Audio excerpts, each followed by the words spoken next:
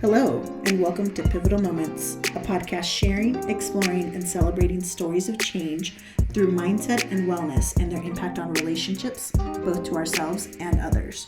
We are all agents of change and have the power to pivot at any point, at any time. I'm your host, Siria Gutierrez, along with my co-host, Melissa Robena. On this episode, we discuss BDE, what it means and how to channel it. BDE. What is that? Oh, you know what BDE is. I know what BDE is, but do our listeners? Listeners, BDE, Big Dick Energy. That is today's topic, and it's BDE for short, but when you hear that, I hope you know what that means, and if you don't, that is what we're going to be talking about today. So let's talk about quickly how we came up with BDE. BDE. How did we do that? It was through your intent, your word for 2021. It was with that. I think it was also coupled with a couple things that I've got going on in my world. But yes, it has to do with just showing up with that extra confidence. You had gotten out of a meeting and you're like, man, I just walked in with that big dick energy, and I think I just came up with the acronym. I was like, oh, that BDE, and we just fell in love with it, and it's now stamped forever in your bracelet that you wear that says play big, which is your intention for 2021, and then inside it says BDE. I had to add the BDE because it was something that we talked about, but yes, I was in a meeting and I felt really good after this meeting, and I felt that part of what I'd done was show up with my dick swinging. And that's exactly how you said it too. That's the only way to put it. And I know it sounds really crude, and I'm actually female in all areas, so that's not really what it is. But it's just, I have a dear friend who I've talked about here before on the show. I don't name him because he doesn't always listen, and he's, anyways, it's a whole nother topic. But so we were talking about it, and he told me before, he's like, I'm really glad you weren't a guy. You weren't born a guy. I'm like, well, what do you mean? He's like, well, because we couldn't be friends because your dick would be too big. I'm like, what do you mean by that? He's like, you have so much confidence that I'm just really glad you're a woman. But so BDE, I mean, let's just strip that down. Mm-hmm. So what do you believe BDE is? I think it's confidence in a way that you just know you have it. Mm-hmm. And there's nothing anybody can take away from you. You're not trying to fake this confidence. You're not trying to do anything else, because you just have it. And because you have it, it radiates off of you. Now, for our female listeners out there, can feminists exhibit or display BDE? Is it only males? I don't think so. I think it's more of it's an energy that you're projecting out into the world. And I don't think it's exclusive to anybody, but I think the way that we're talking about it being BDE, it's just that embodiment of it, of, okay, this is what males, alpha males, in this position just kind of show up, right? And so how do you have that in other spaces, and just knowing, hey, this is something that you just have that confidence when you know that you nailed that interview, when you know that you nailed that performance, and whatever it is, I think it comes from within, and knowing that you just rocked it, you killed it. And I don't know how you fake that. Is it confidence or is it cockiness? Is there a difference? I think there is a difference. I think the difference between being cocky and being confident is cocky, to me, means that you are almost arrogant about things. Maybe you don't have the self-awareness around it, and you think you know everything, but in actuality, there's a bunch of things that you don't know. And so that's why it's like, oh, they're being cocky. It's like, maybe you're a one-trick pony kind of a thing. Mm-hmm. But when you have confidence and you have BDE, you do know this, and this is something that you are so cemented in, and you just have the knowledge that people could challenge you on it. That's fine, but you're still going to come out on top, or you have so much resolve in that position and confidence in your position that it doesn't matter if people try to come at you. Come at me, bro. Do it. This is what I have to deal with all the time, dear listeners.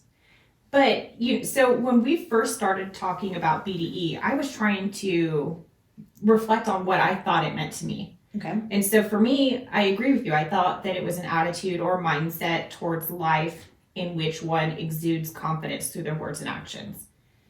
And I know we talk about mindset a lot. We throw that out there a lot. And I do believe that it serves as the foundation to BDE, but I struggled a little bit because mindset, I feel, is such a broad term. I think we talk about catch-all terms.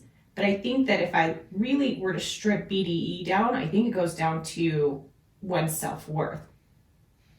Okay. Would you agree or disagree with that? Well, I'm interested to hear more. Well, what's your thoughts on why it goes to self-worth?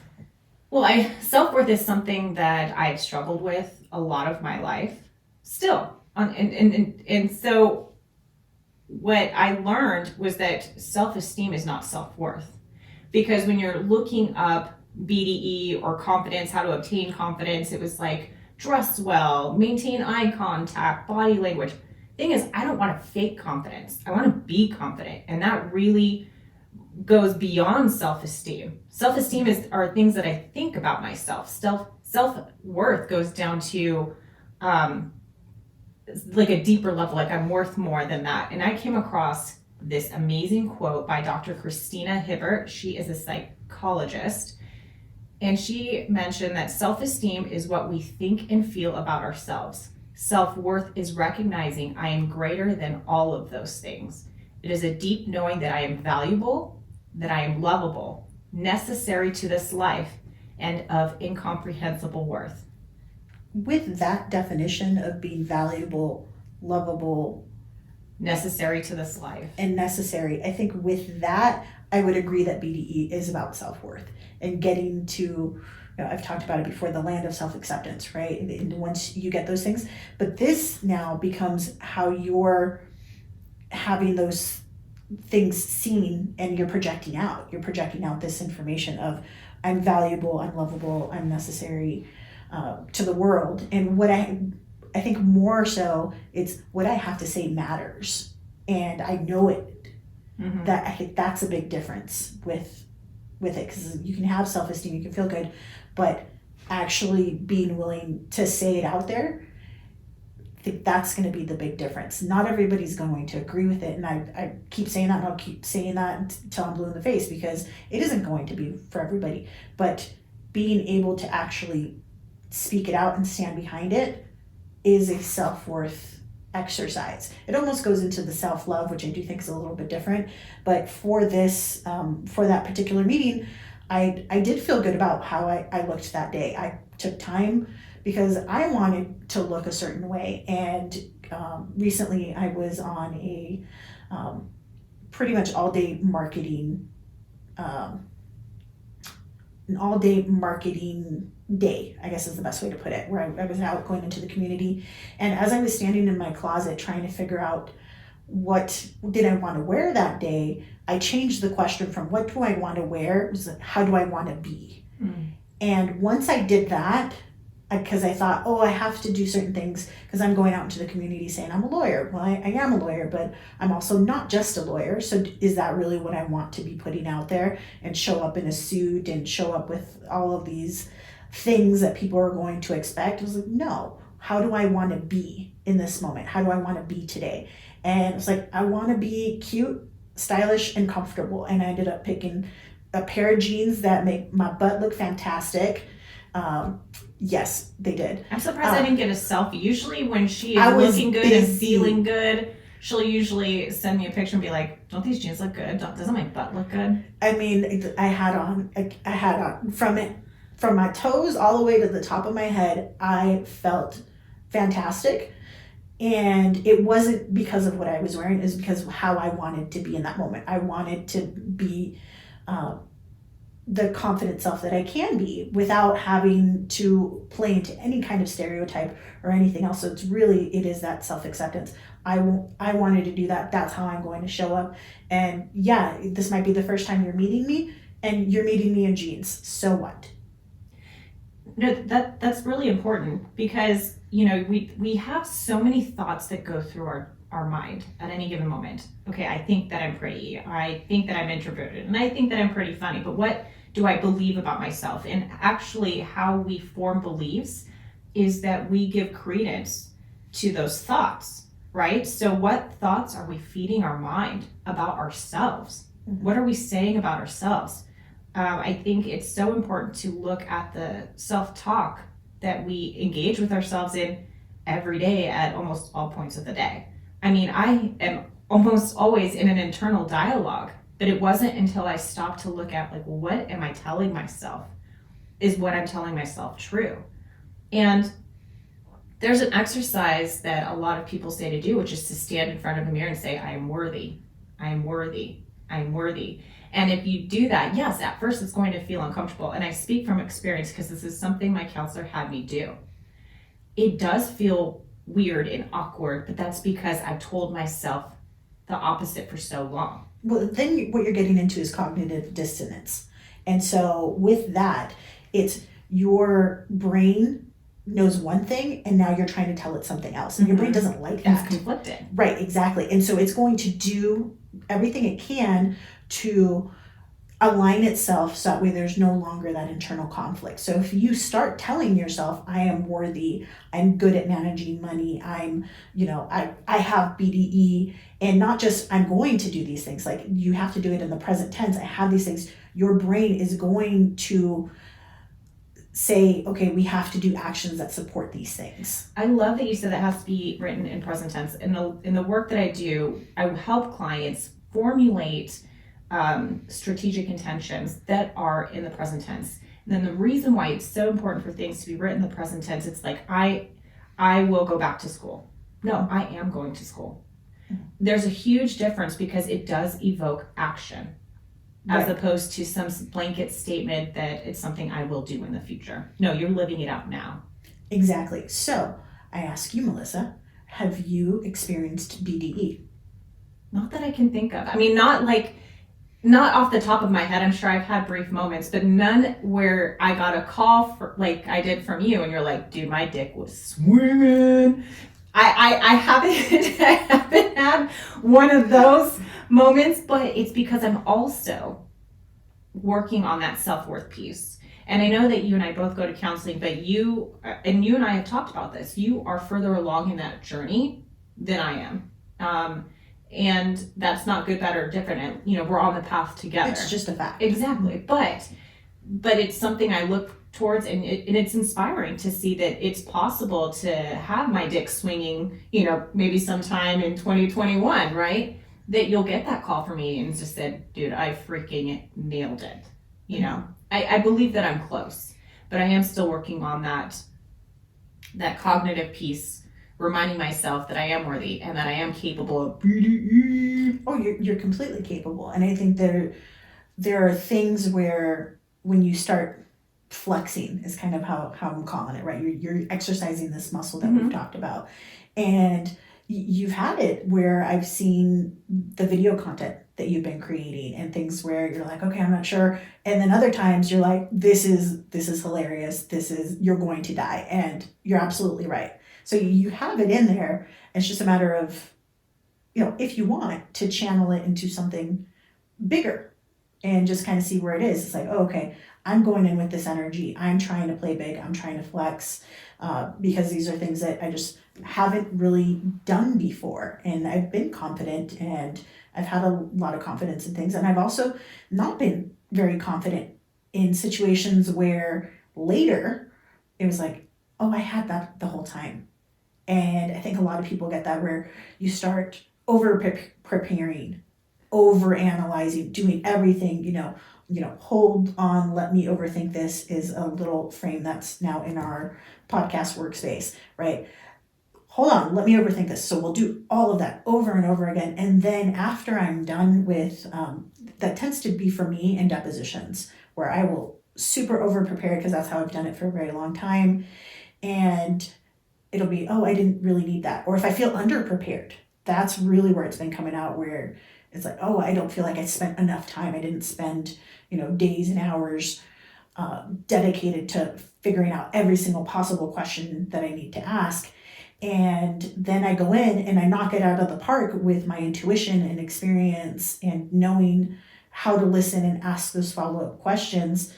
That's where it's like, oh, okay, I have to trust myself a whole lot more than I do on a regular basis. Well, and we speak about confidence a lot, especially here with BDE, right?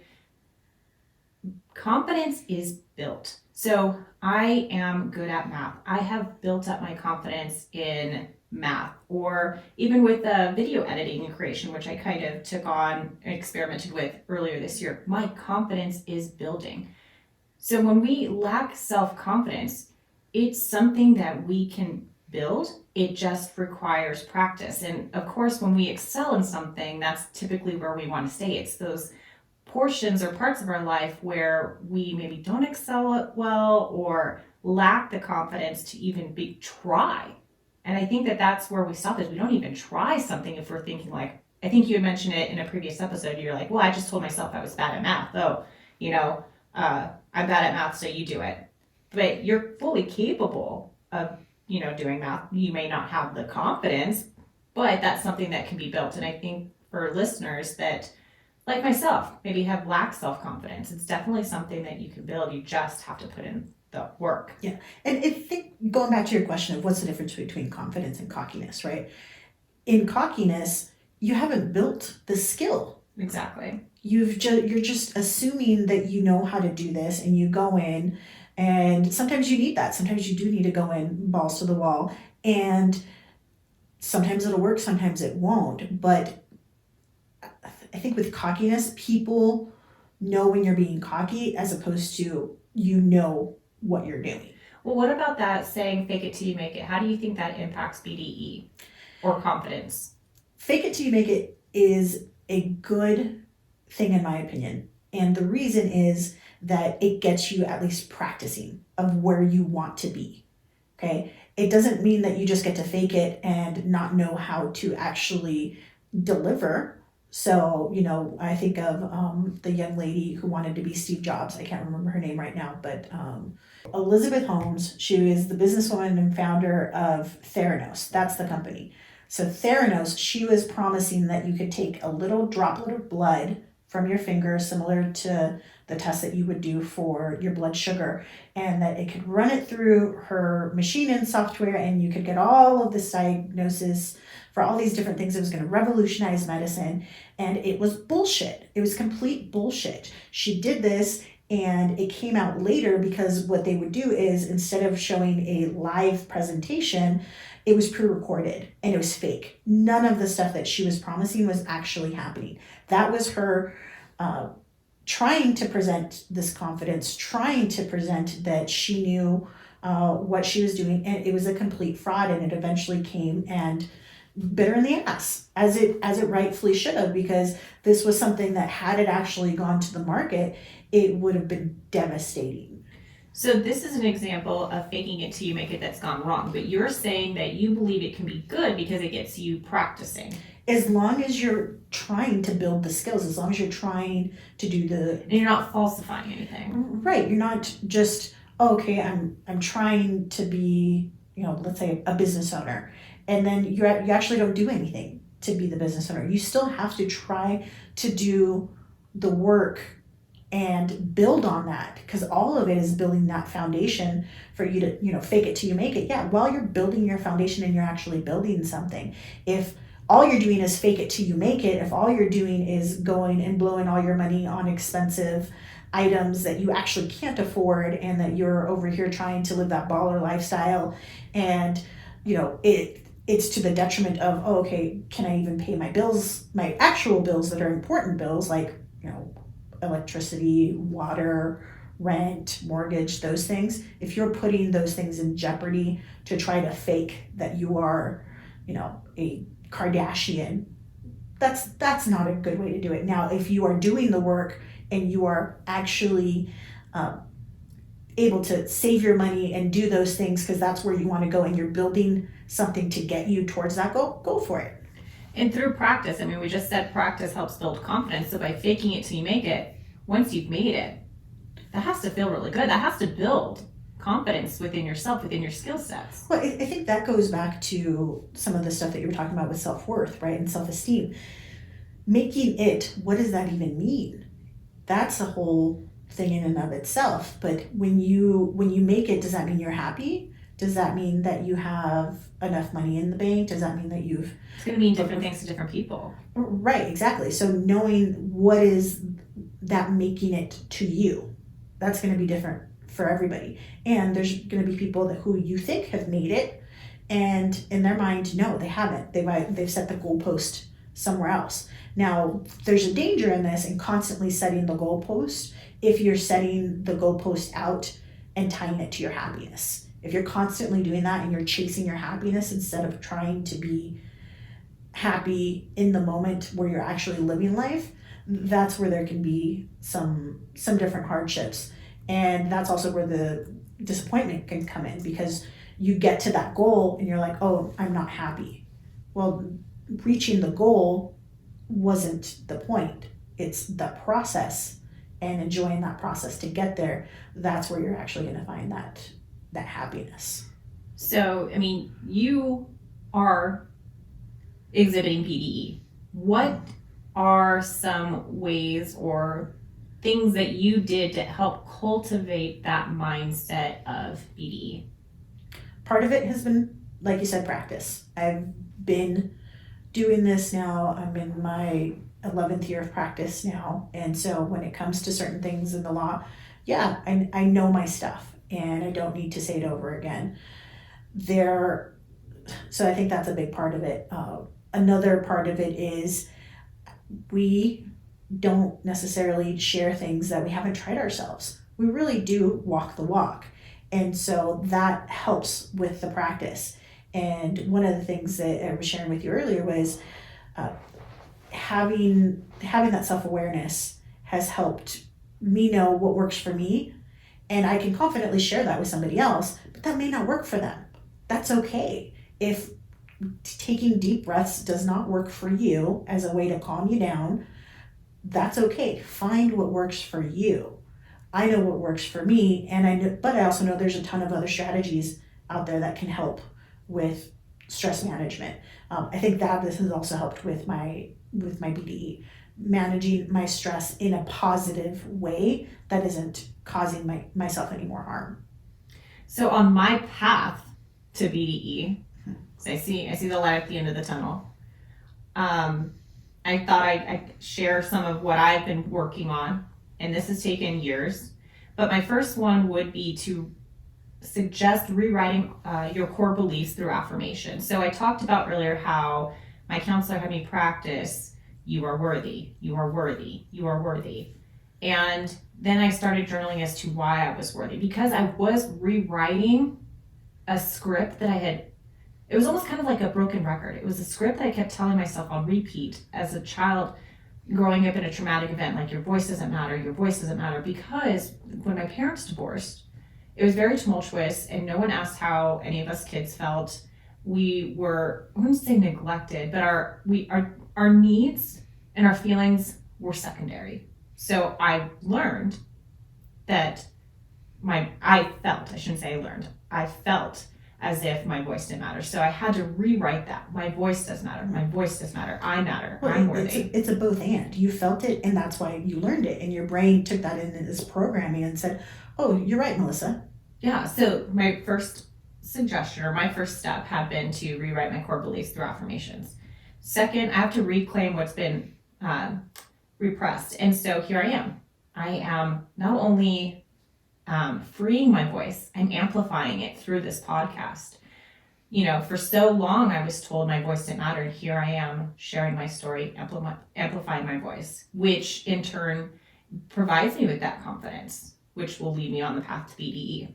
And then also too, we talk about self-awareness, and I realized in a previous episode how much I was a people pleaser. So replacing people pleasing with self-care.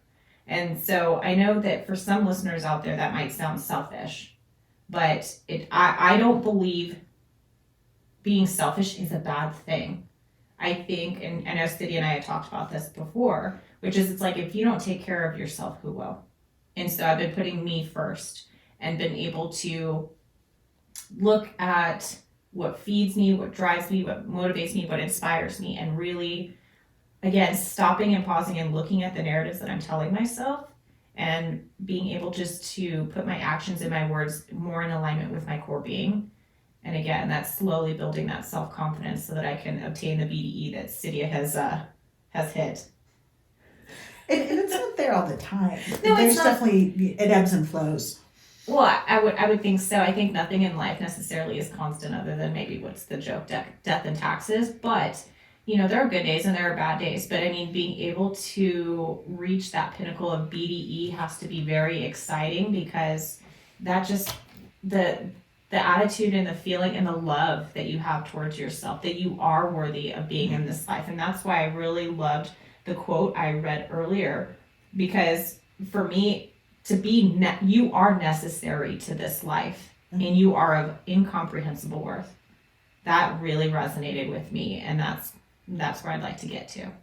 And I think you can. You absolutely can. And the nice part about having these experiences is when I recall them back, I get so excited. When I retell the story of this meeting, which one day I will share with you listeners, or maybe I'll do it in the exclusive Facebook group. I don't know yet. But, you know, I've been sharing it with my really close friends, and I get so pumped up. And just recalling it. But your energy is contagious. And so, like, getting off the phone with you after you shared with me this, like, dick swinging event, I was like, I want that for myself. Not only was I happy for you, but I was like, I want that for myself. And it empowers those around you to show that it is possible. Mm-hmm. Well, and it also fueled my actions in the coming weeks. And my further actions. And this happened after we recorded our intentions episode. So it was already there, and it just has added this fuel where I didn't even know I needed additional fuel, but I am so pumped up and excited about the future and excited about the possibilities, because I do just have so much more confidence in myself and my abilities. And I think you're absolutely right. It has to do with my self-worth. I am absolutely valuable, not just because of what I can do, but because of who I am. Dear listeners, we want to hear from you. How have you experienced BDE? What self-worth techniques have worked for you? Let us know in our private Facebook group, Pivotal Moments HQ. We want to thank our producer and music director, Ron Johnson. This has been an Astronomicus DMR production. Thank you for listening. Remember, it's never too late, and you're right on time.